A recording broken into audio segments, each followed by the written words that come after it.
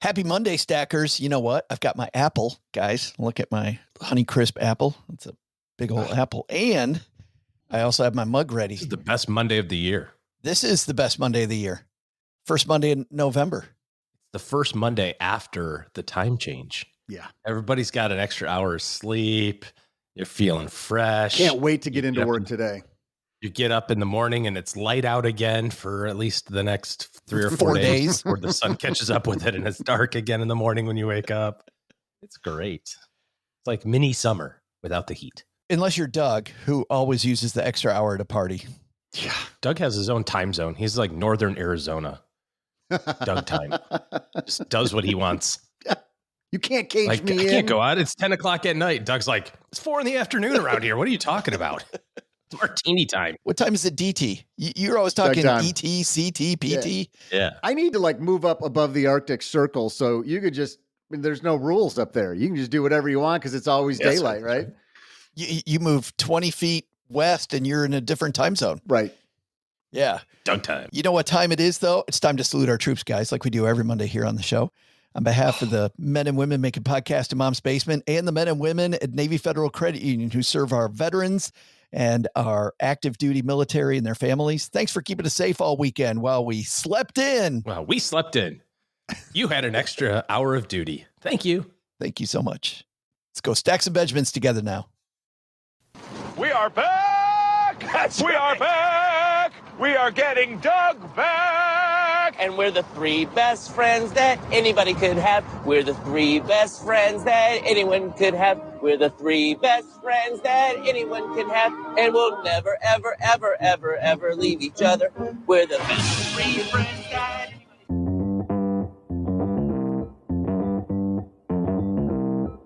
Live from Joe's mom's basement, it's the Stacking Benjamin Show.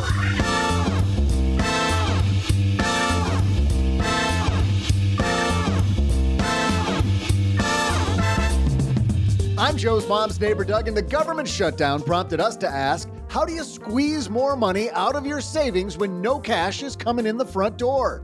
Today, whether you're facing unemployment, a government shutdown, or worse, we've got your back.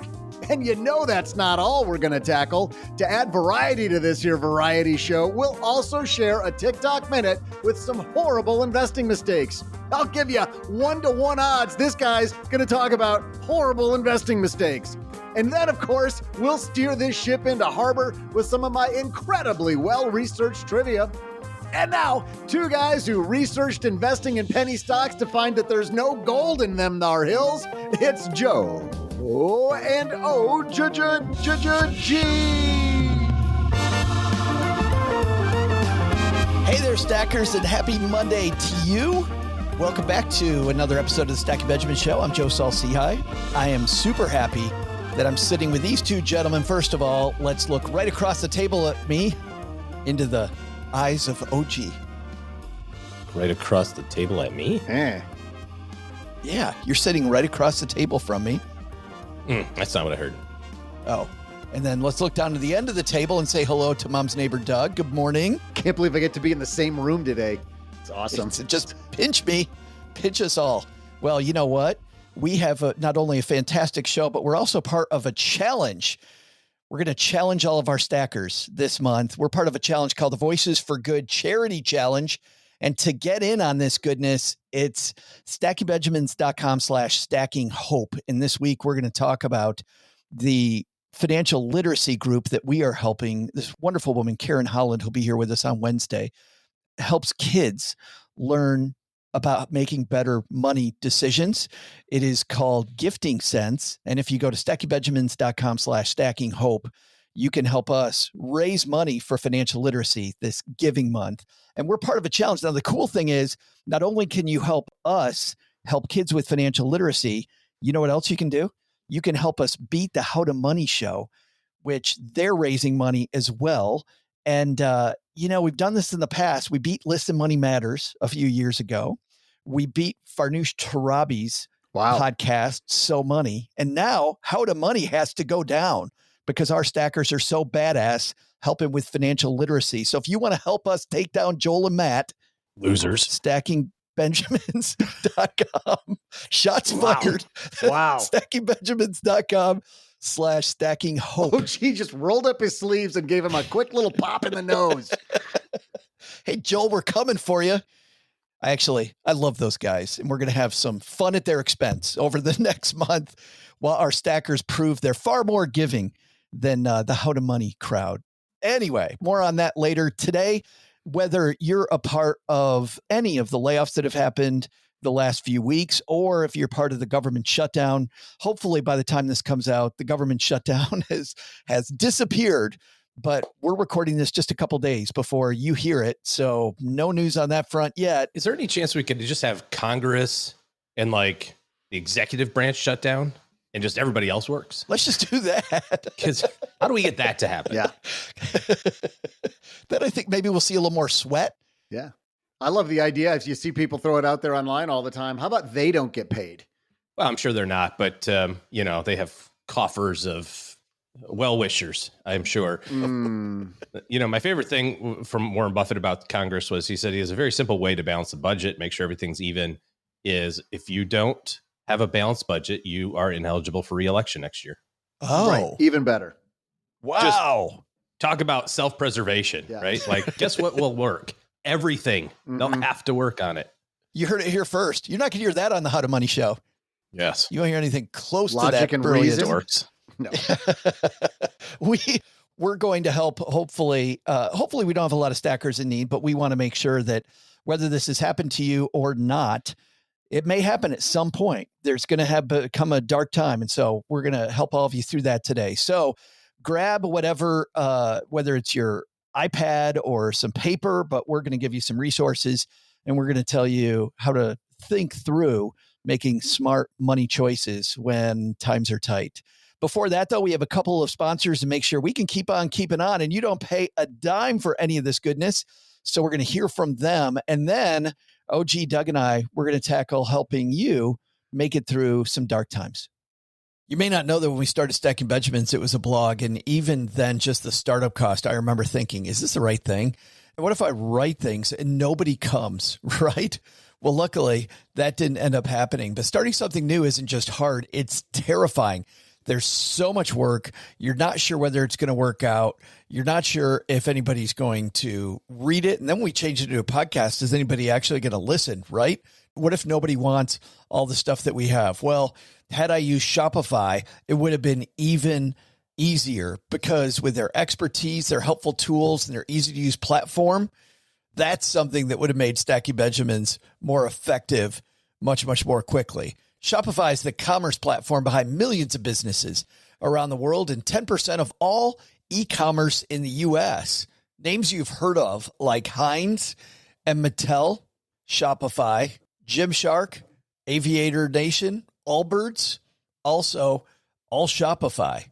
Get started with your own design studio with hundreds of ready-to-use templates. Shopify helps you build a beautiful online store that matches your brand style. And best yet, Shopify is your commerce expert with world-class expertise in everything from managing inventory to international shipping to processing returns and beyond. And did I mention that iconic purple Shop Pay button? It's used by millions of businesses around the world. It's why Shopify has the best converting checkout on the planet. It also helps boost conversions, meaning less carts going abandoned and more sales for you. So you're stacking Benjamins much more quickly. Time to turn those what ifs into with Shopify today. Sign up for your $1 per month trial today at shopify.com/SB. Go to shopify.com/SB. That's shopify.com/SB.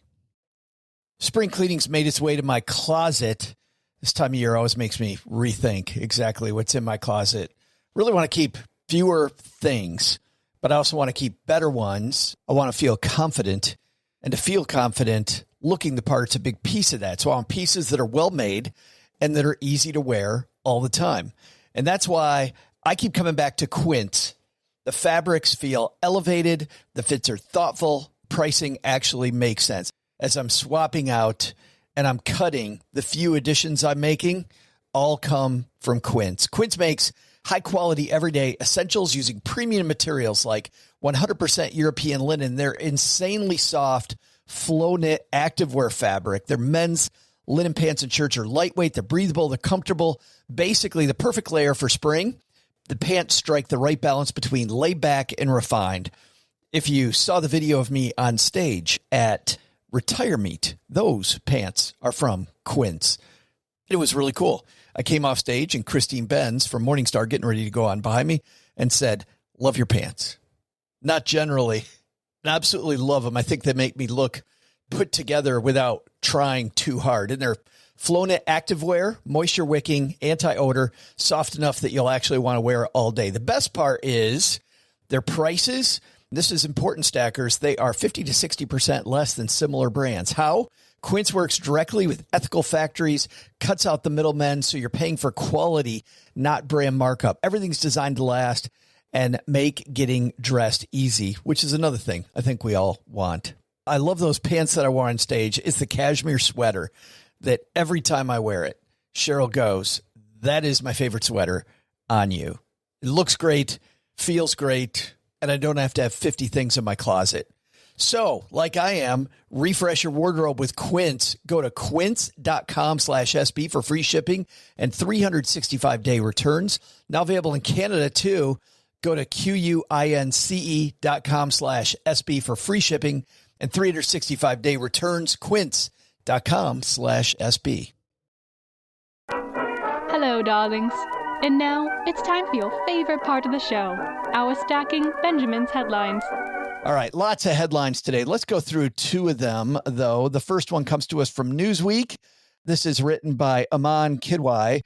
Amazon's 14,000 person layoffs underscore AI's uncertain impact on jobs. Last Tuesday, Amazon laid off 14,000 employees in an effort to improve operations by removing layers of bureaucracy, according to a company announcement posted by Senior Vice President of People Experience and Technology, Beth Galletti. I thought it was funny, by the way. Vice President of People Experience, 14,000 people not having a great people experience. I want to know how many layers of management there were if you got to get rid of 14,000 of them. My goodness. Yeah, that is a bunch. But 14,000 more people at that one company. And obviously there have been several other companies. But let's couple that with... Yeah, there was just an article in the Wall Street Journal about all the layoffs. It's in the hundreds of thousands of tech employees at this point. Yeah, and let's couple that with the obvious story that we referenced at the start of this podcast. This is from Green Bay Appleton, WBAY TV, their website. Federal and non-federal employees feel the effect of the government shutdown. And I like this headline, by the way, because it says federal and non-federal employees, because we forget all the people that serve these employees, they're also feeling the hurt too. This is from Oshkosh, Wisconsin. At the time this was written, which was last Thursday, it said we're now 29 days into this government shutdown, the second longest in American history. Over last weekend, the U.S. Department of Agriculture announced that SNAP food assistance benefits will not be issued on November 1st. So federal and non-federal employees feeling the brunt as we get closer to, well, and now it has been a full month of the government shutdown, assuming that it's still going on when we record this. Hopefully not, but even so, if it is not, we're going to dive into really what you do first. Oh, gee, let's talk about this. Tough times for a lot of people. How do we think through this as a family, as a consumer, a person that needs to eat? Where do we begin the cuts? Well, I think firstly, if you don't think that this affects you, it affects somebody you know probably. Statistically, at least in the state of Texas, I saw this stat just not too long ago, something like 12% of every single person in Texas, there's about 35 million people in Texas, 30 million somewhere in there, 3.5 million people receive some sort of food assistance in the state of Texas. So 1 out of 10 people. So there's a pretty good chance that somebody that you know receives some sort of food assistance. And you're thinking, oh, well, that's the government shutdown. Well, now it's starting to trickle down to people who don't work for the government, right? Rely on some assistance. It's trickling down to your neighborhood at the very least. And the other thing that happens with this is, think about the domino that falls of, well, where's that money get spent? It gets spent at the grocery store with food and produce and, whatever. Well, if the grocery store isn't selling as much food, now that affects the producer of those things. You know what I mean? Like this is going to start very quickly dominoing through the whole chain. the whole chain of people. So this is a big deal. The first thing that I would do as you think about what to do if this is you is recognize that this might have happened in the past. You know, if you've had the opportunity to, unfortunate opportunity to have gone through this before and you're now here, that means you made it through before. So the first thing that I would do is reflect back on what were the things that we did to get us through the last time of this. It's never fun to go through these scary times, but when you take a second and go, okay, this has happened before, something like this has happened before, and I'm standing today, which means I must have gotten through it. What were the things that we did successfully? And then also what were the things that we did that we wouldn't choose to do again, given the opportunity? So taking stock, I think, is probably the first step of like, just take a breath, go, all right, unfortunately, we may have had to have done this before. What did we do that was successful, that got us through it? And what were the things that we did that were like, oh, geez, we don't want to do that next time? Well, I love the idea of taking stock because Cheryl and I once did the eat everything in your refrigerator and your freezer challenge before we go buy more really stuff. Oh, not all at one time. Okay. Not all. I double dog dare you. I thought we'd be through food in a week. Yeah. And we're not food hoarders. We don't have a huge freezer. I don't have a deep freeze outside like some of my neighbors have. And it still took us about 3 weeks to go through all the different foods that we had. And we had to supplement a couple times with some stuff from the grocery store, but we cleaned it all out. And so I like the idea of taking stock. What do I have on hand so that lockdown wise, I know that I can eat for X amount of time. It might be 2.5 weeks worth of food. It might be 4 days worth of food, but check out what that you've really got. Reminds me of another tool that now exists that probably didn't exist the last time that this happened, which is AI or ChatGPT or Perplexity or whatever your tool of choice is. And the reason I bring this up is several weeks ago, I wanted to experiment with it. I said, I've got 2 pounds of burger. I have various vegetables frozen, and I really want to make like a stroganoff, like a beef stroganoff. What's the poor man's version of beef? I don't want to go out to the grocery store. I don't want to make, a bunch of sauces and whatever. Like, I just want this to be simple. And it's like, cool. Do you have this? Do you have this? Do you have this? Bang. This is how you're going to make it. Very similar. It's not going to be, gourmet, but this reminds me of maybe the first thing to do on the food side of things is literally take an inventory of everything that you have, feed that into ChatGPT and say, I've got a family of 4. We need to eat stretch this out. Yeah. What can I do with all of this stuff to make the most number of meals out of this? Might be a good, an interesting exercise. I mean, heck, even for people that aren't having issues right now, get rid of all the excess, right? Like just go, okay, I got all this stuff I need to kind of reset for the beginning part of the year. That might be a good, I'm thinking I'm going to do this because we have that. We have the canned green beans from 2014 that are still sitting in the back that are still good. You can still eat them. They're canned. Yeah. There's a few apps that are out there that'll let you do that. That'll let you just say, here's what I have on hand. That's a great place to start. Undoubtedly. If people have specific apps they use and you're in the Basement Facebook group, or if you're on Spotify where you can leave comments, leave those in the comments for other stackers, and love to share which apps you're using and how you like them. One thing I'm not going to spend a lot of time on, this is for people that aren't going through this right now. This is the reason why you have an emergency fund, because next I want to go through where you get money from. And emergency fund, if it's not happening to you, I think this is a great shot across your bow. Like, start working on that, because having this money that is available for emergencies like this, super important. But that largely is for another day, because I know there are stackers that don't need to hear that now. They need to hear, what do I do regardless? Community and state assistance programs are all over the place. I also like the fact that I referenced this one in Wisconsin, because they're talking about Wisconsin specific aid programs and sometimes city and community specific aid programs. So because we're in 47 different countries, I'm not going to spend the next 4 hours going over your city and your state, but definitely check into those. In fact, there's another resource that I have here from a station in Oklahoma, and they're going over Oklahoma and Texas-based aid. And there is a There is a long, long list of places in communities and in states, counties that provide aid.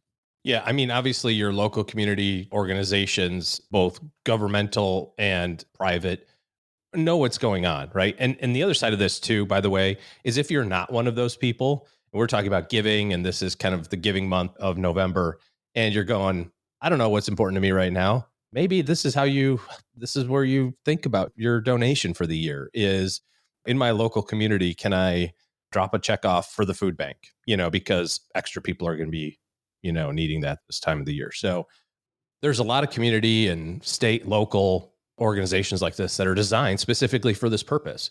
So if you're in a situation where you need assistance, you shouldn't feel reluctant in reaching out and getting the assistance that you need, because that's what these groups are for. And if you're on the other side of it, or if it's just temporary, you just pay it back later. You pay it forward later, so to speak, right? You just go, hey, this is when I need it. Right. And when life is good, then I'll circle back and I'll be the grantor side of it. It's what these organizations exist It's for. funny how many people feel apprehensive of availing themselves of some of those programs. You guys both know my wife needs a hearing aid. And back when we had no money, she was at her doctor, and hearing aids are incredibly expensive. And the doctor told her about a program to take advantage of some help to pay for the hearing aids. And she said, I don't think that's right. Like, I don't know if we're that destitute. Yeah, that's for old, poor people. That. Well, it's not just that. That's a whole separate thing.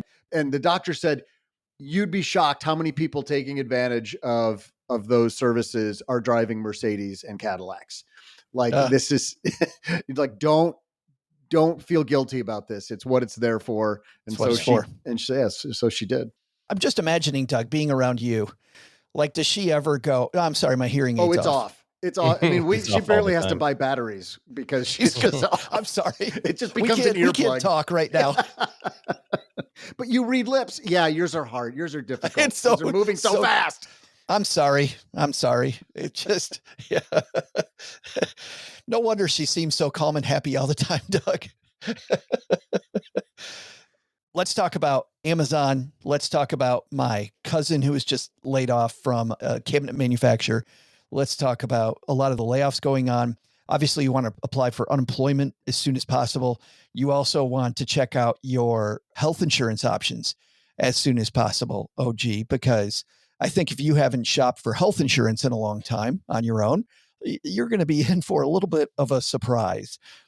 Going without health insurance, there's some things that I've seen people say, like as an example, if you're looking at an extended layoff, maybe taking your auto coverage down to the minimums. It's not going to save you a lot of money, but it might save you a little money. Obviously, this is going to be something that could bite you in the ass, but I feel like going without health insurance really bites you in the ass.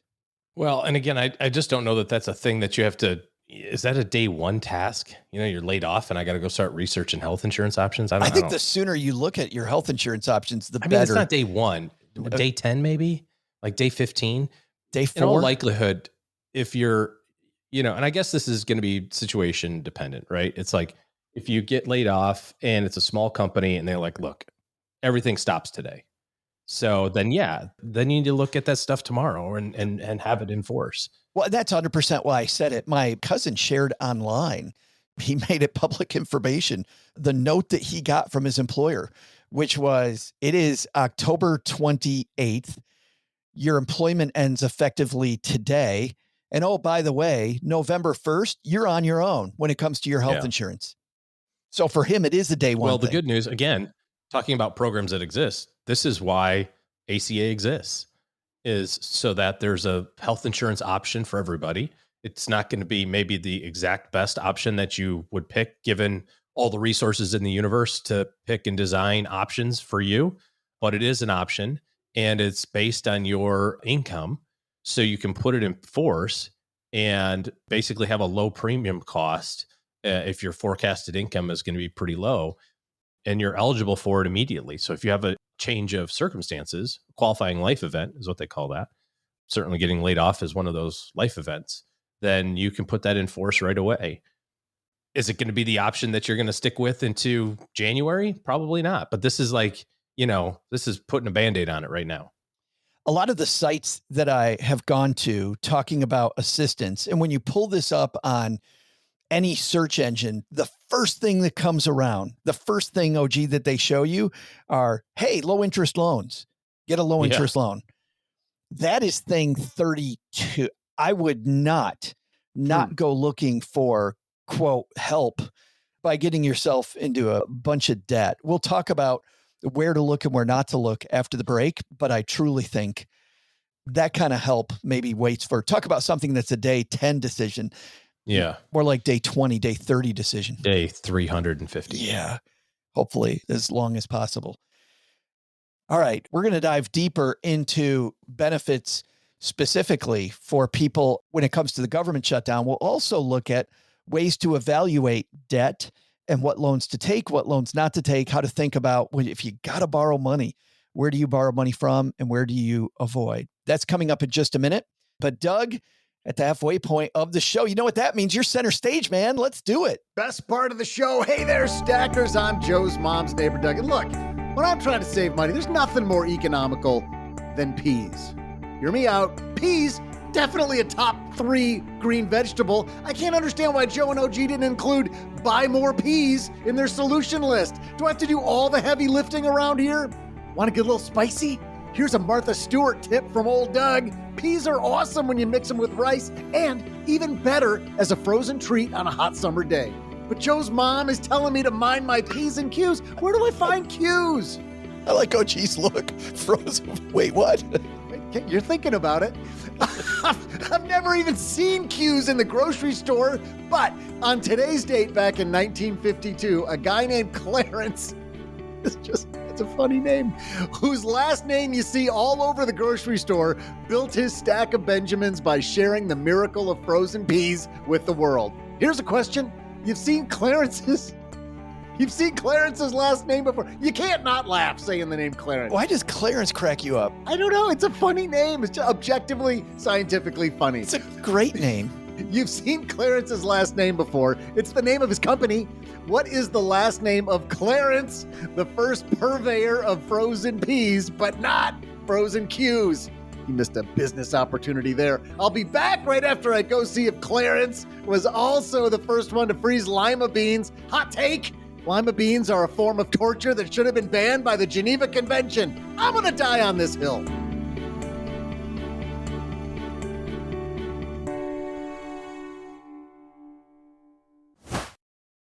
Dell PCs with Intel Inside are built for the moments you plan and the ones you don't. They're for those all-night study sessions, the moment you're working from a cafe and realize every outlet's taken, the times you're deep in your flow and can't be interrupted by an auto update. That's why Dell builds tech that adapts to you. Built with long-lasting batteries so you're not scrambling for an outlet, and built-in intelligence that makes updates around your schedule, not in the middle of it. Find technology built for the way you work at Dell.com/Dell PCs. Built for you. Insurance isn't one size fits all. That's why drivers have enjoyed Progressive's Name Your Price tool for years now. With the Name Your Price tool, you tell them what you want to pay, and they'll show you options that fit your budget. So whether you're picking out your first policy or just looking for something that works better for you and your family, they make it easy to see your options. Visit Progressive.com. Find a rate that works for you with the Name Your Price tool. Progressive Casualty Insurance Company and Affiliates. Price and coverage match limited by state law. Hey there, I'm Paula Pan. I help people make the smartest money decisions possible. Do not ever worry about your salary. You need enough to make sure that you aren't in a bad financial position. Once you have that, your salary becomes moot. What matters from that point forward, upside gains. Any type of ownership stake or ownership potential, that's the money. Remember, you can afford anything, just not everything. Afford anything. Follow and listen on your favorite platform.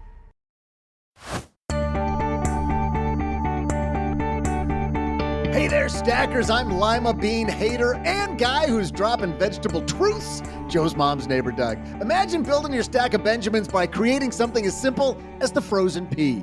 Actually, while it sounds easy, it's harder than it looks. A guy named Clarence. I don't get it. I mean, hand to God, his real name was Clarence. A guy named Clarence with a last name you've seen before figured out how to keep the taste and flavor even after peas were frozen. Now, if he could have added some taste to lima beans, the only bad taste you'd ever have in your mouth is after sampling some of that How to Money podcast. See what I did there? Just took a shot. Bam. Our stackers are way more giving than How to Money fans. I got your back, stackers. But today's question was this: what was Clarence's last name? You've seen it all over the frozen food aisle. It was none other than Clarence Birdseye, who developed frozen peas on today's date back in 1952. And now, let's get back to two guys who are far more attractive than Joel and Matt. Not hard to do. Joe and OG. This is going to be the funnest month. We're just beating the hell out of them. And they're like, we're just over here doing nothing. And by the way, taking it two of the nicest guys, for people who have no idea about How to Money. Jerk faces. Two of the nicest guys. And we're just going to keep laying it on. I can't wait till Joel writes me going, wait, what the hell?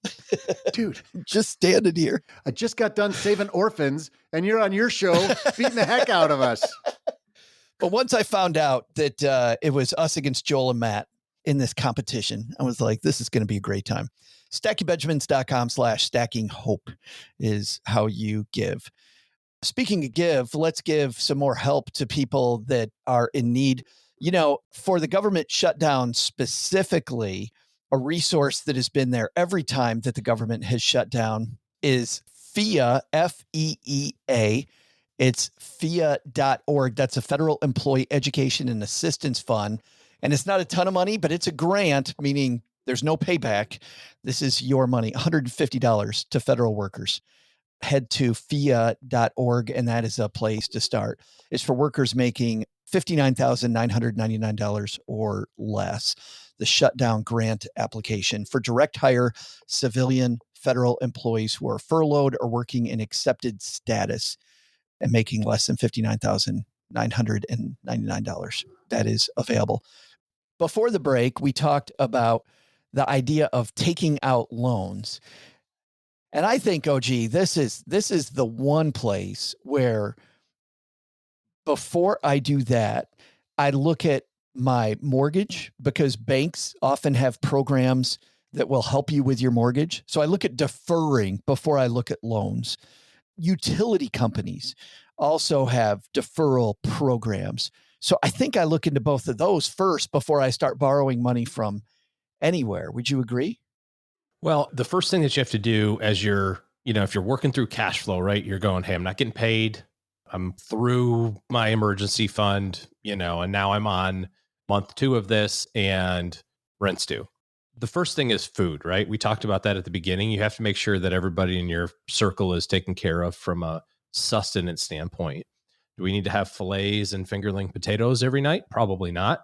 And there's what we talked about before, trying to stretch what you have and all that sort of stuff. But food is a line item on your budget that you need to work through.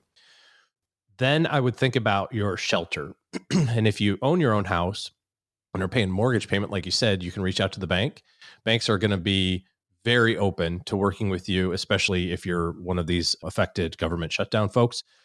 Frankly, even if that's not you, if you're just laid off or you just have some other issues, they don't want your house. They want to figure out a way for you to keep it because they want the money. They would rather you just pay higher interest later and make it up on the back end. But the key is communication here. You can't wait until you're 90 days behind or 180 days behind and then go, wait, by the way, I've been laid off for 6 months. Reach out at the beginning. And the same thing is true with any other loan payments that you have. Credit cards, car loans, student loans, private loans, anything that requires a payment, reaching out and saying, hey, here's where we are. Here's what's going on. Can we defer this? Can we have some sort of forbearance on this program? All the major banks, all the major lending institutions will do this because they want your business. They don't want to destroy your credit. OG, any guidance, and I'm sure there's no hard and fast answer here, but any guidance on timing of that? Because you get laid off and you're like, I'm going to find something. It's been 3 weeks or it's been 5 weeks. I'll find, it's like I'm interviewing or whatever. And I'm about to, so when do you make that call? Because you don't want to do that too soon. And maybe if the answer is higher interest rate, you don't want to invoke that sooner than you need to. Any thoughts there? Well, I don't think that they charge you a higher interest rate. I think they just defer the payment onto the back end, and then you just get caught up when you can get caught up. I don't know that I would wait too long, but I don't know, a month out maybe, making phone calls. Like if you've missed a month of payments, it's probably time. Oh, no. Before you this miss is a payment. before you miss payments. No. Yeah, you can't miss payments and then go, my bad, I'm sorry. So Can I that's the get some trigger. love? Yeah, no. I can't pay this water bill. I better call now. Don't wait for the second bill you're going to miss. Yeah, because I mean, think it from a credit reporting standpoint, not utilities, but from a credit reporting standpoint, you are in default on the day you don't make the payment, right? They don't report it until you're 30 days behind. That 30-day late that's on your credit report stays on for 2 years and will crater your credit score by 75 points immediately. So as we were talking about, like, well, when do you go borrow money? Hopefully never. But if you had to, you better have pretty good credit. Otherwise, you're not going to be able to borrow money. So if you're just saying, well, I can't pay my mortgage and, I'll just wait for them to catch up with me. It's just automated. They just, at 30 days, bang, it hits your credit report and goes, you're 30 days late. And now your credit score was 750 and now it's 650. And you've lost all the negotiating power of trying to stay on everybody's good side, So no, 100% I would go after this. I might actually do this in the first, we're a month into it now. But within that first month, you need to rework your budget and find out what is movable and what's not. You mentioned utilities. Utilities will work with you on a flat payment plan. They'll say, hey, we know that the gas bill in the winter is really high, the electric bill in the summer is really high, and the vice versa, they're lower. We'll just make this $150 a month. They have assistance programs to lower that from a utility standpoint. You can't wait until they're about to shut off the water and then go, well, hold on a second, don't shut it off. Yeah. I haven't been working for a while. Mm-hmm. The other thing too is you do have some rights from the fair credit reporting people, in terms of different communities will have different protections for different age groups. So for example, if you're older, and that older means different things to different people in different places. Some people it's 55, some people it's 65. But, there was I think it was in Michigan, actually, there was a story about somebody who had their power turned off because, they were 90 years old, just didn't know that they didn't pay the bill, and they shut the power off and then found the guy frozen to death because the power went out. I think this was in Michigan. And so they passed a law that said, they just can't turn the power off on people over 65. It's just, they just can't do it. So you want to make sure that they know that you're that person. I'm 64 and 3/4. So Joe, apparently that's the age when dementia starts to set in. So just you make a note to yourself because it's early coming, onset for Joe is fast. 57. Sitting right here. But they may have other protections for, folks that are laid off and that sort of thing. Again, at the end of the day, everybody wants to work with you because they don't want your stuff. The bank doesn't want your house. The water company doesn't want to turn off the water. You see those. I've had this happen, right? You don't pay the water bill, and then they send you notice and go, hey, if you don't pay this by Tuesday, it's going to be $100 to reset it back up again. And then you got to give us another $1,000 as a deposit on future things that we'll draw from because you're a ne'er-do-well. All that stuff starts to cascade in terms of how hard it is to get out of. It's like when you have overdraft in your checking account and it overdrafts and they charge you $39. And so now you have $39 less dollars than you thought you did. And so then you go to the store and then they go, well, wait, we know that OG's good for it. So we're going to let him pay this, and now they charge you another $39. You know what I mean? Like all of a sudden you're like $400 in the hole because 8 transactions hit at the same time. And you're like, now I got to take an entire week's paycheck just to get back to zero.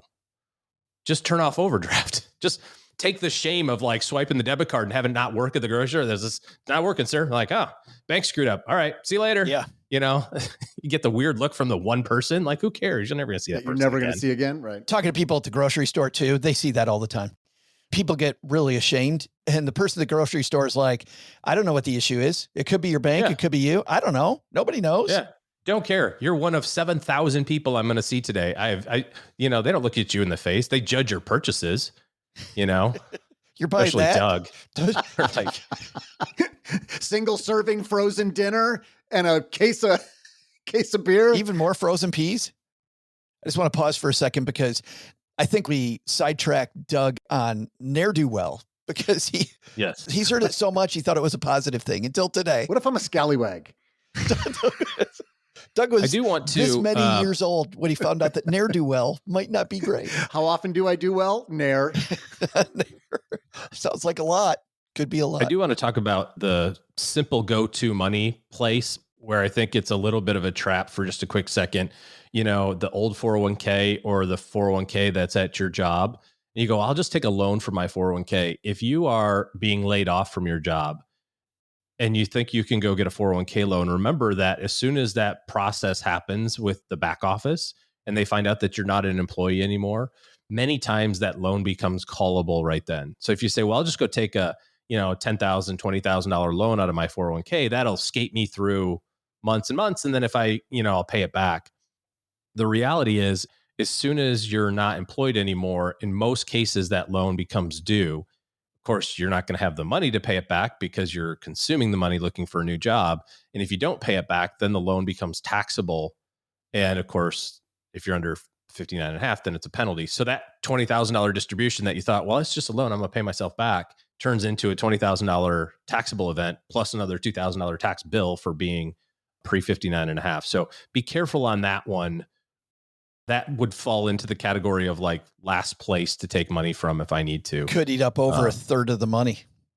It was going to be in excess of that. And then the other side of it is if it turns into a distribution because you left, now you don't even have the ability to pay it back. So even if you do go get a job in a month and a half, and you're like, okay, cool. Now I got this extra cash I can pay. There's no place to pay it back to because you're not employed at that company anymore. It's gone. So be careful. When it comes to loans, the number one place to get money from is also the hardest place to get money from. And I can tell why a lot of people wouldn't want to do this. OG. Friends and family. Where you can say that. I was going to say that. not podcast hosts, but friends and family, because the terms are going to be the most flexible. People are going to understand if things keep coming up and you can't repay. However, I 100% get it why you would not want to do that because Thanksgiving becomes very difficult. Yeah. When you owe Uncle Clarence money. By the way, my great grandfather's name was Clarence, Doug. So for all the Clarences out there, good job, Doug. Right to Doug, not to me. I hope he's not offended. Your great grandfather. Yeah, it's really tough to ask for money. It's tough to lend it. You know, Uncle Clarence would be saying if he were alive right now, Doug, let me out of this coffin. But anyway, back to you, OG. I could just see the joke was bubbling. You're like, I got to say it. I got to say it. OG's making a great point. You're like, no, this is the time. I got to say that. It's far more important. Far more important. I was so distracted by your terrible joke that I don't even remember what I was going to talk about. Oh, about lending money and borrowing money from friends and family. From Uncle Clarence. I mean, if you want to offer it, but don't expect to get anything back. I think that's the biggest thing. If you give money to your family, just give it to them. Just give it to them. If they pay you back, they pay you back. Don't worry about it. Do you get to make the cool speech, though? Nope, no speeches. Someday I'll come asking you for a favor. Yeah. That kind of speech. Or this is it. I'm giving you this $7.50 and you are never able to come back to me again. I like Joe's approach of every Thanksgiving, he asks family for money so that they never ask him. Just to make sure. I gathered you all here today. Yes. I'm just wondering. You just pull everybody aside individually. You're like, hey, so I don't know if you heard, things are really tough. And, with the kids gone, they can't work and make money for the family anymore. So we had to put that big extension on the house. And now we're to our eyeballs in debt. We're just looking for a little bit. Is there anything? We had to change the name of the podcast from Stacking Benjamins to Stacking Debt. Yes. It's getting so bad. It's getting so bad. Is there any chance? When it comes to loans, there are several credit unions that are providing zero interest loans to federal employees. But again, last place to look is to borrow money. Try not to borrow money. Go over all the steps that OG talked about before. For example, the United States Senate Federal Credit Union offers loans of up to $5,000 for 90 days. That's open to federal employees through various associations. The Congressional Federal Credit Union provides furlough relief loans up to $10,000. Navy Federal Credit Union, sponsor of our show, up to $6,000. USAA, no interest loans ranging from $500 to $6,000 for government workers facing financial difficulty. So up to $27K with all those. That ought to get you. Don't Dump it in your brokerage account. Yeah. Margin it. NVIDIA options. Would you rather take an interest-free loan or take a margin loan against your own stuff? Talk about borrowing from your 401k, OG. A 0% interest loan?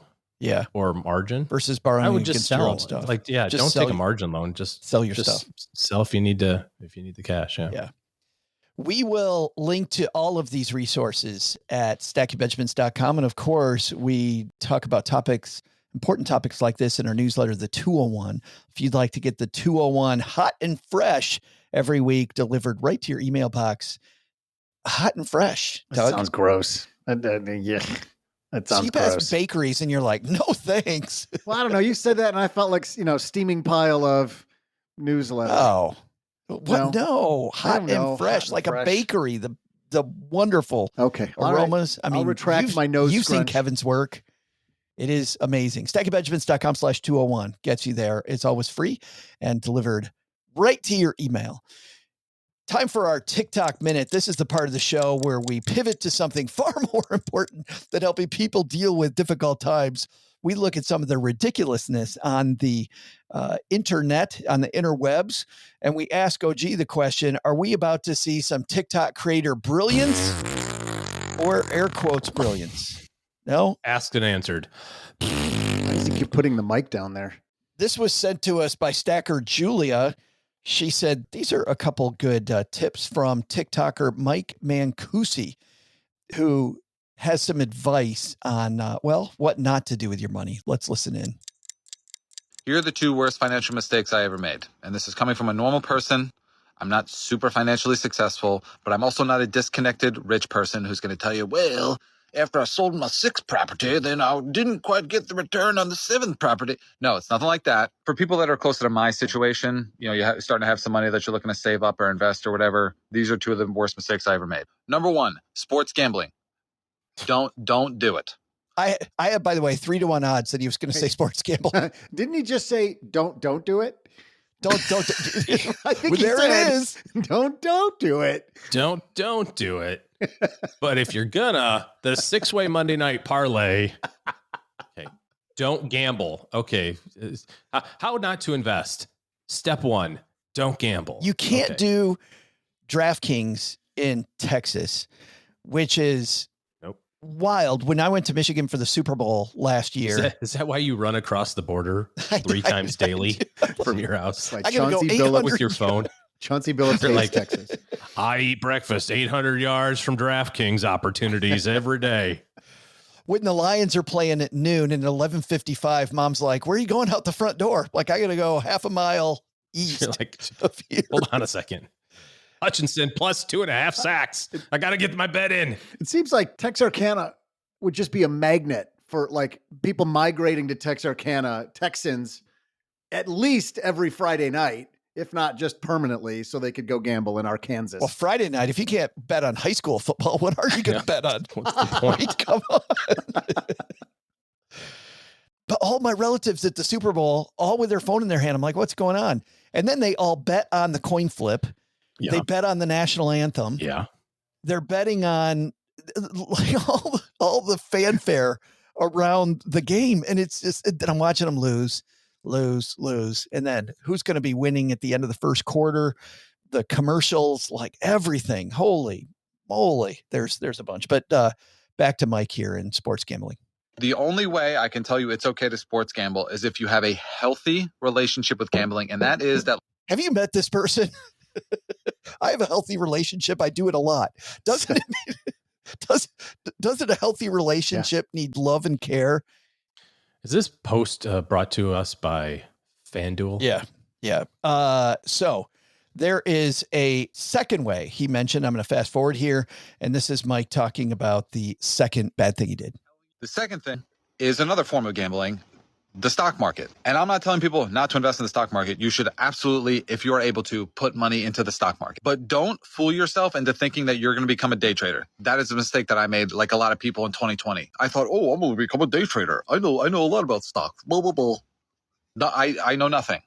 There are people that dedicate their entire lives to studying financials, studying stocks, that are still wrong all the time.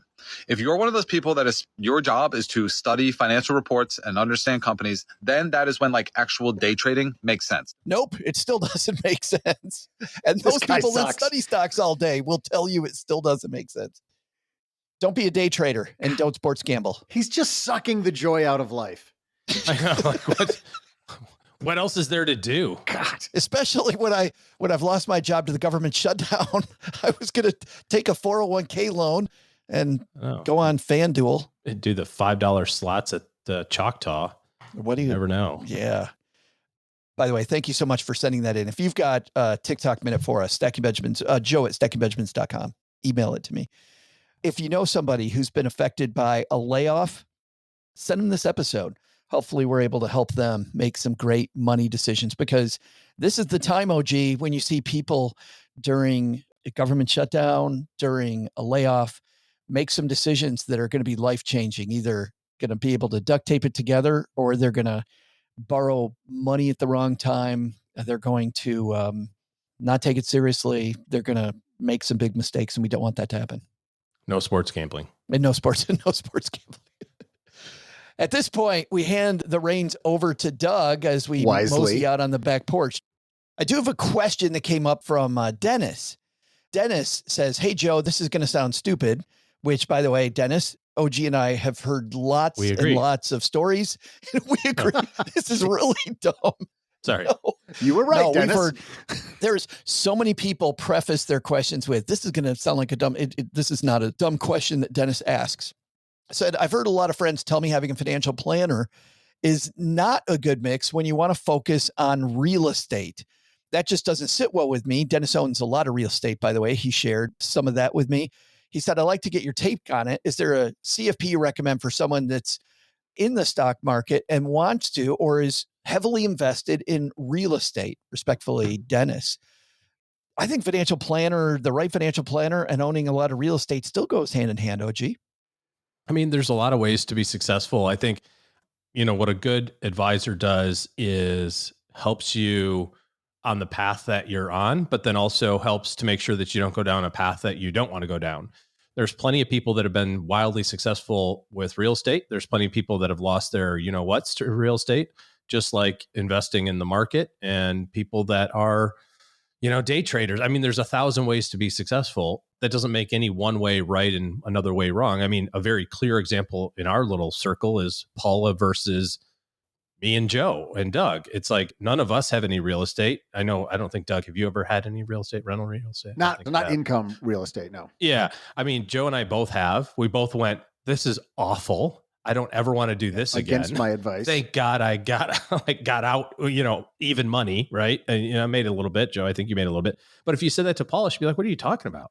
My life is great. I got these properties. We're making all this cash. Even inside my own family, my son with all his properties. Yeah, exactly. But here's what I think might have happened to Dennis is I wonder if the person who said or where he heard CFP isn't somebody to go to or rely on if you're heavily into real estate is assuming that CFPs are brokers, like are largely focused on stocks and being a brokerage, which is weird to me because financial planning is this really broad term about how do you manage regardless of income stream.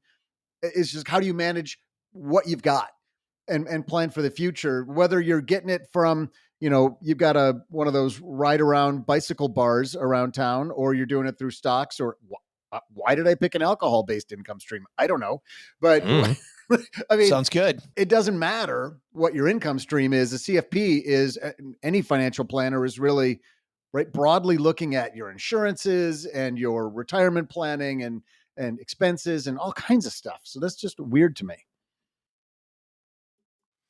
Did I just drop the mic? Some people would say rudely interrupted, but yeah, okay, sure. Tomato. However it sits with you. Well, Joe got to interrupt with his stupid coffin joke. I interrupt with a great point, and I'm taking grief for this. I object. Not stupid.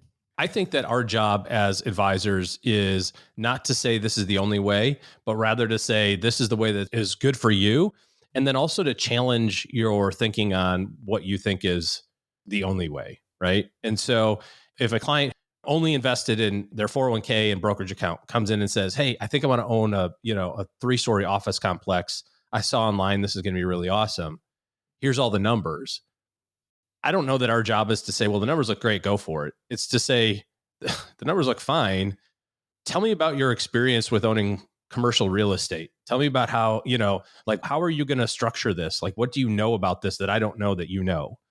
That doesn't mean it's not going to work. I just want to make sure that you are getting all of the facts and it's just not a numbers thing. It's just what good advisors do, whether it's this or weight management or whatever. They just tax advisor, anybody is just going to go, hey, I saw this online, this tax, these are my favorite ones, right? Oh, I saw this thing online that I can just do this tax thing and I save all this money. It's like, okay, I mean, it's kind of true. They're missing some really key points in this, scenario, but how do you think this affects you? And what are we trying to accomplish here? So, I mean, there's definitely a lot of CFPs. I think the right answer is that a good advisor will tell you if that's not an area they can help you with. Right. And say, hey, I'm not a specialist in this, or I don't provide any expertise here. You probably want to find somebody who has some abilities here. Much like a physician, when you go to your doctor, you're looking for specialists sometimes. I think that's the key. Ask immediately. I own a lot of real estate. Real estate is the center of my empire. Do you work with people like that? Yeah. And they will tell you, especially if there's somebody in dentist. I 100% agree with Doug. I think what the person that gave you that description was looking at were people that have specific products that they're selling, not specifically people looking at an overall financial plan.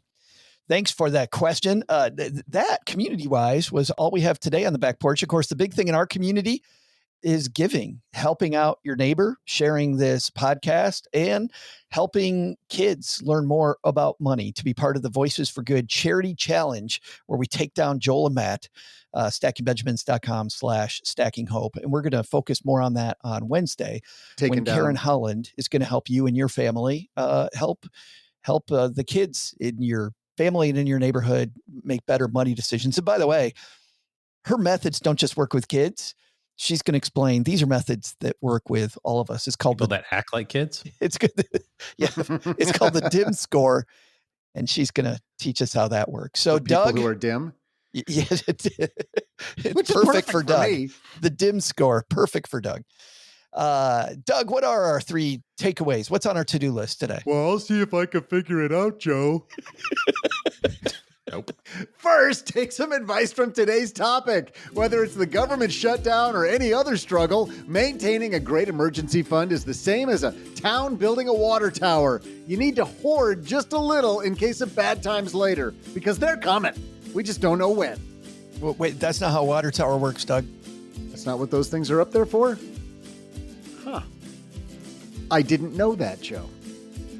Because I'm dim. Second, take some advice from our TikTok minute. Sports gambling? Don't do it. I guess. I don't know. Is that a shock? Shouldn't do that? But the big lesson? Man, how great would it have been to be Clarence Birdseye? I bet he was a hit at parties. Yeah, you think you're cool? First, this guy's last name is Birdseye, and he froze vegetables for a living. What'd you do for fun today, Mr. Accountant? This show is the property of SB Podcasts, LLC, copyright 2025, and is created by Joe Saul-Sehy. Joe gets help from a few of our neighborhood friends. You'll find out about our awesome team at stackingbenjamins.com, along with the show notes and how you can find us on YouTube and all the usual social media spots. Come say hello. Oh yeah, and before I go, not only should you not take advice from these nerds, don't take advice from people you don't know. This show is for entertainment purposes only. Before making any financial decisions, speak with a real financial advisor. I'm Joe's mom's neighbor, Doug, and we'll see you next time back here at the Stacking Benjamin Show.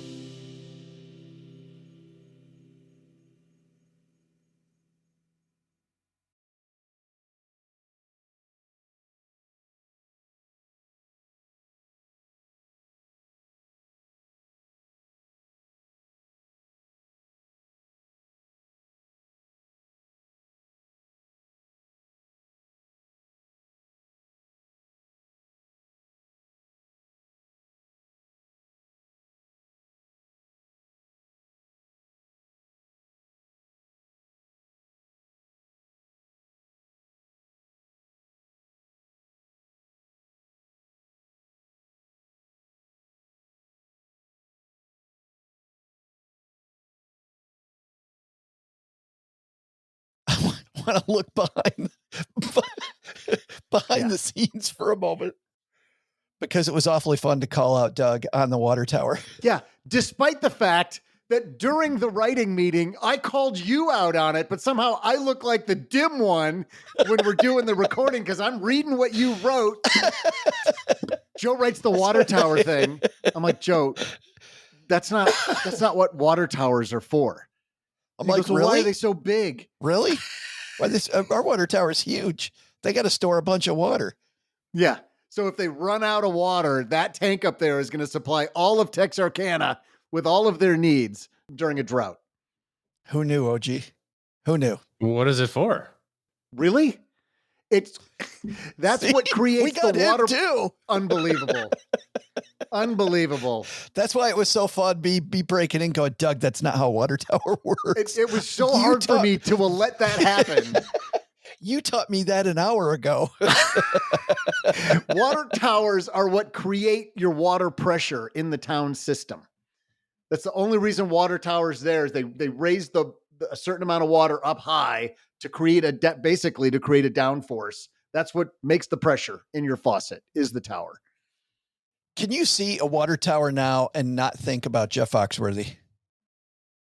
Yes. The comedian. Do you know where I'm going? It's not. Hold on. You've heard this. Water towers are also for supply. I mean, yeah, the water flows through there.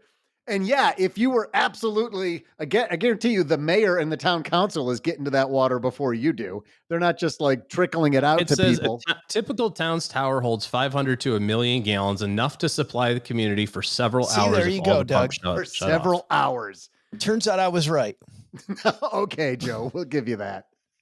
Unbelievable. Yet I got to sit there and read it like a doofus, like I have no idea. I mean, I didn't for once think that it was enough to supply everybody with anything. I think I get the water pressure idea, but it's just an idea. Like it's just a theory I have. No, I'm just saying it seems like a stupid place to store water. Like, let's store it way high in the sky. Way up there. Instead of, in the ground where it came from. It's trickle down economics. That's how it works. It flows down. That was better than your Clarence joke. Yeah. But Jeff Foxworthy, the Jeff Foxworthy joke. No, you guys. No idea. You might be a redneck, that whole thing. Jeff Foxworthy had this huge, you might be a redneck if you've ever climbed a water tower in your hometown with a can of paint to defend your sister's honor, you might be a redneck.